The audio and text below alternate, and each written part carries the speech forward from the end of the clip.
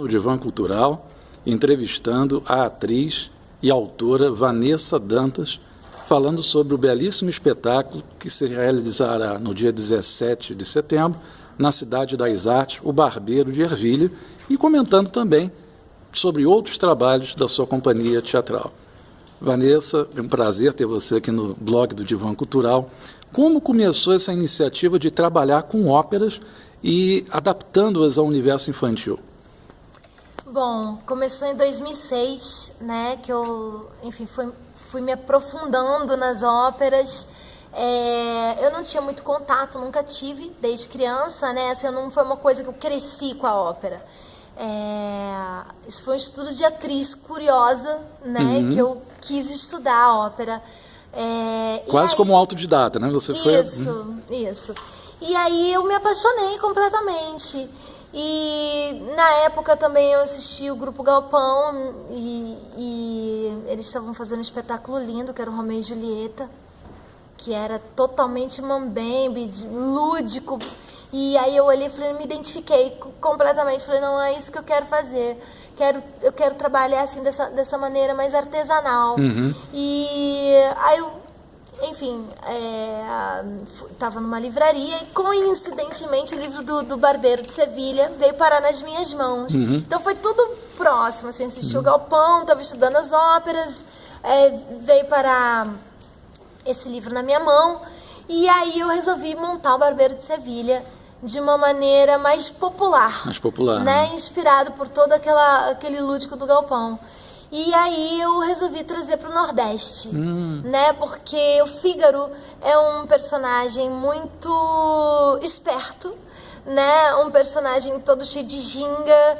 Então ele tem bem essa alegria nordestina, sabe? Então imediatamente eu fiz... E aquela perseverança do nordestino. Isso, eu fiz a associação do personagem com a cultura popular nordestina pelo estado, né? O estado alegre dele, e enfim. E então foi assim, aí eu comecei a adaptar para o Nordeste e tá aí a peça. E as músicas da peça, você mantém o original? Como é que você trabalhou as músicas para a peça, os instrumentos musicais? Então, a música, na verdade, eu convidei o Leandro Castilho para fazer a direção musical. E aí eu dei para ele um norte, né? Eu falei, olha, a música eu quero que a gente ouça realmente a ópera, né? Que a melodia seja a do original, né, mas em ritmos nordestinos. E ele fez isso super bem, né? Então ele casou os instrumentos. É claro, a orquestra do Barbeiro de Sevilha é gigante, né? A gente faz com determinados instrumentos, somos nós mesmos que tocamos, os próprios atores. Então essa é a proposta. E com instrumentos brasileiros, mais abrasileirados, né, mais populares, mais da nossa cultura, misturado com instrumentos clássicos. Então é uma mistura faz essa mesmo interação, do né? do clássico E todos popular. que tocam esses instrumentos, eles já tinham alguma aproximação com a música? Não. Ou como você também aprendeu? Não. Assim, na verdade, prática. o Leandro, que foi o responsável pra gente tocar, né? Ele ensaiou com a gente, deu todos os nortes, trouxemos uma pessoa que é o Léo Araripe para nos ensinar os ritmos, né? Para ensinar pra gente os ritmos. Então a gente toca em vários ritmos, a gente toca em maracatu, chachado, baião, são vários ritmos que a gente toca dentro da peça. E quando você começou o projeto, você teve muito apoio das pessoas? Como é que foi a receptividade a você trabalhar ópera para criança? Como é que foi a surpresa ou o apoio que você recebeu? Então, na verdade, a princípio as pessoas duvidavam que ia dar certo, né? Porque existe uma lenda, porque para mim isso... Um certo tabu, às vezes, de achar que determinado tipo de tabu, arte... Acho que a palavra melhor é tabu mesmo. De que a ópera, ela precisa ser feita na língua dela, né? Então, amigos meus que são cantores de ópera, que trabalham no municipal, disse, não, isso acho que não vai dar certo, faz com legenda, faz a ópera como ela é mesmo, com legenda. Mas é muito complicado, né? Assim, é preciso que a criança entenda a história, né? Que ela entenda música, por que a música está sendo tocada naquele momento, né? Por que o personagem está cantando naquele momento? E isso está muito ligado à dramaturgia. Eu acredito que uma legenda não é toda criança que vai pegar, e eu queria que pegasse todas as crianças, né? Então, a legenda ela atrapalha um pouco a mim. Eu acho que a mim ela me atrapalha a legenda. Eu começo a ler a legenda, às vezes você perde alguma coisa. Então, dispersando um pouco, né? E a ópera já é tão distante, eu queria aproximar, né?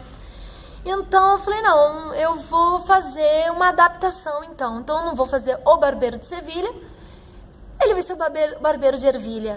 Ervilha é uma cidade fictícia do Nordeste que eu criei. Então, uma adaptação pode tudo, né? Então, você mantém a essência do original, né? Mas é uma adaptação. Então, a gente... eu nem me lembro o que eu estava falando. Mantém o original, mas faz as inserções, digamos assim, criativas, né? Isso. Aí a gente eu esqueci da pergunta, desculpa, qual que era a pergunta? Não, você começou a fazer um resumo da peça, do que vem a ser o Barbeiro de Ervilha, né? Por que você situou... Isso. Então, e aí a gente trouxe para o Nordeste em português, com as letras em português, e para trazer para mais próximo, né? Então, assim, claro que a gente toma cuidado com os versos, eu procuro sempre fazer as terminações dos versos parecido ou igual, né? Mas, obviamente, o conteúdo muda um pouquinho, mas a essência é a mesma. É a mesma, né? E vocês estão com um novo espetáculo que vai estrear em outubro, que é A Borralheira. Fala um pouquinho dele para os nossos internautas também. Então, A Borralheira é uma continuidade desse trabalho. A Borralheira é Rossini, uma adaptação de Cinderela, La Cenerentola de Rossini, para Minas Gerais, né? Porque a Cenerentola ela não tem uma madrasta, ela tem um barão, né? O Barão de Montefiascão. Então o barão para mim já me remeteu os barões de café, sabe? Então a gente levou para Minas. Eu convidei o Vladimir Pinheiro para fazer esse trabalho junto comigo. E ele fez um trabalho belíssimo, né, do Congado de Minas. Então ele misturou o Congado de Minas com a melodia original, né, também é o clássico misturado com o popular. Essa coisa da gente trazer o clássico sempre misturado ao popular brasileiro é uma forma também da gente despertar a nacionalidade, né, das crianças, né? E de aproximar mais. Como a ópera sempre é uma cultura distante, a gente trazendo para dentro da nossa cultura, era isso que eu ia falar aquela hora. A gente trazendo para dentro da nossa cultura, fica mais fácil. E quebra esse elitismo, né? Você traz uma intimidade, né? Você traz uma intimidade com aquela obra.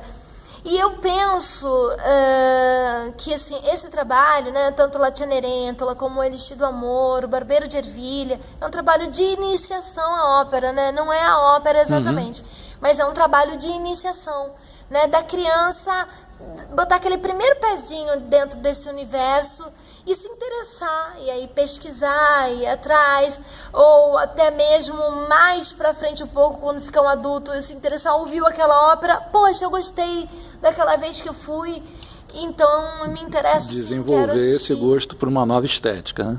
Exatamente. Muito obrigado, Vanessa, pelo seu depoimento aqui para o Divã Cultural. Estaremos fazendo a cobertura também da Borralheira, que vai ter apresentações em outubro no Teatro Carlos Gomes. Sim. E também no Espaço Cultural Sesc, né? Escola Sesc. Isso, na Escola Aí, Sesc. lá no blog eu vou passar todas as datas e sucesso em todas as suas iniciativas culturais. Obrigada, querido. Obrigada. Um beijo para todo mundo.